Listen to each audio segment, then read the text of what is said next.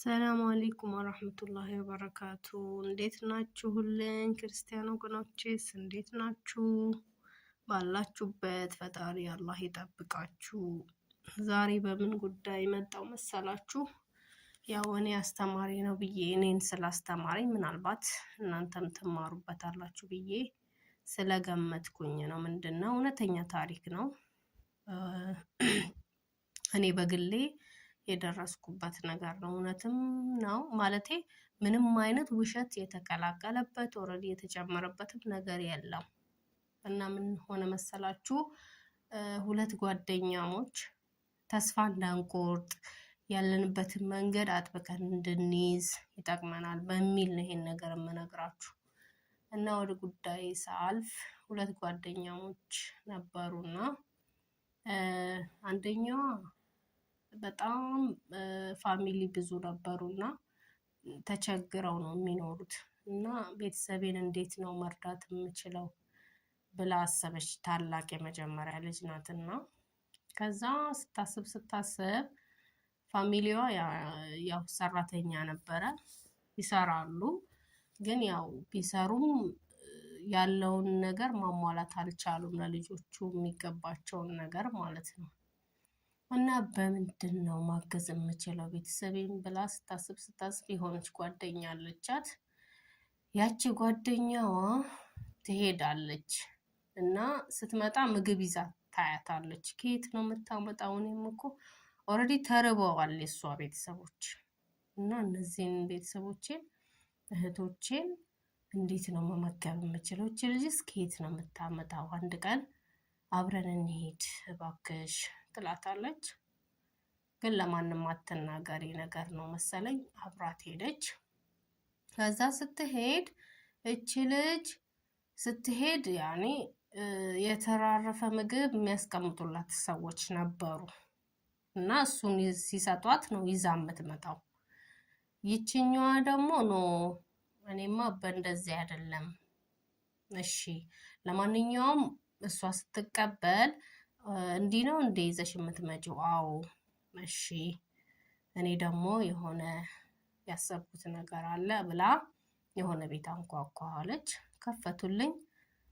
ደስ የሚለው ፓርት ሴት ልጅ ናት፣ ብዙ ነገር ይገጥማታል። ትልልቅ ሰዎች ነበሩ የከፈቱላት እና እማዬ የሚታጠብ ዕቃ ካለሽ ቤትም ጠርግልሻለሁ እና የሚበላም ነገር ለእህቶቼ ምናምን አለቻት። ትልቅ ሰው ትልቅ ነው ያስተውላል። ነይ እናቴ ነይ ልጄ ብላ አስገብታ ይሄው እቃውን ጠቢ ቤቴንም ጠራርጊልኝ አለቻት። ከዛ ቤቱን ጽድት አድርጋ እቃውን ጥብጥብ አድርጋ ስትጨርስ ንጹህ ነገር ሰጠቻት፣ የሚበላ ማለት። ከዛም ደግሞ ገንዘብም ሰጠቻት።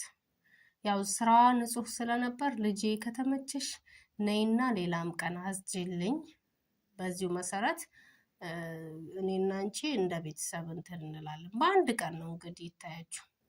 ከዛ ተመለሱ። እችኛዋ ብርና ምግቧን ይዛ መጣች።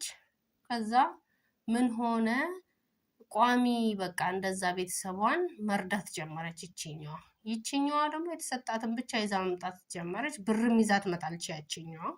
እና እንዴት ነው ብር ማግኘት የቻልሽው? እኔ እኮ ብር አይሰጡኝም። ይችኛዋ ግን ሰርታ ነው የምታመጣው ብሩን።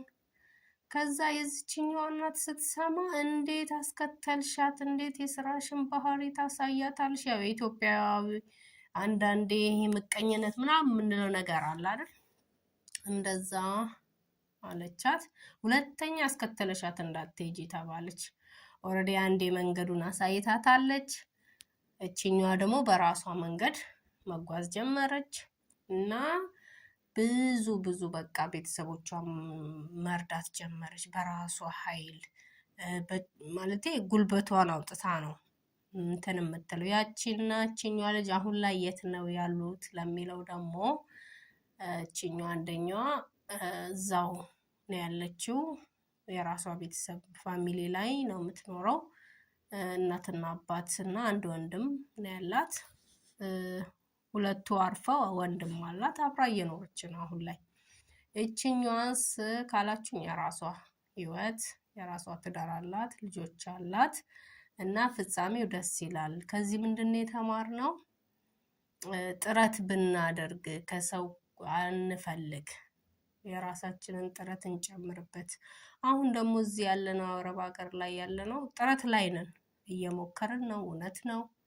ኢንሻአላህ የሰው ጥገኛ ላይ አይደለንም ያለነው፣ ሰርተን ነው የምንኖረው እና ነገ ደግሞ ኢንሻአላህ ሀገራችን ስንገባ ሁላችንም እንትናችን አለ እኮ ፊሊንግ አለ። ሁሉም ምግብ መስራት የሚወዳለ፣ አንዳንዱ ደግሞ ንግድ ላይ መሰማራት የሚወዳለ። እኔ አሁን ባይዘዌ ንግድ ወዳለሁ፣ ቤተሰቤም ነጋዴ ስለሆኑ ያው ያደግኩበት ስለሆነ ወደ ንግድ ዓለም ብገባ ደስ ይለኛል። እና ውስጣችሁን አዳምጡት አንደኛ ማለት፣ ሁለተኛ ደግሞ ምን ብሰራ ምን ያዋጣል፣ ከሌ ስለሰራች ከሌ ስላደገችበት አይደለም።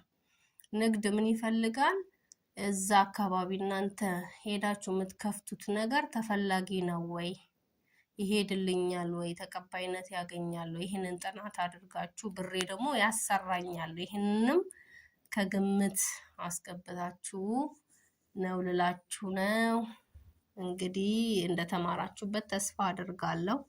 እወዳችኋለሁ። ባላችሁበት ፈጣሪ ጠብቅልኝ። አመሰግናለሁ። ባይ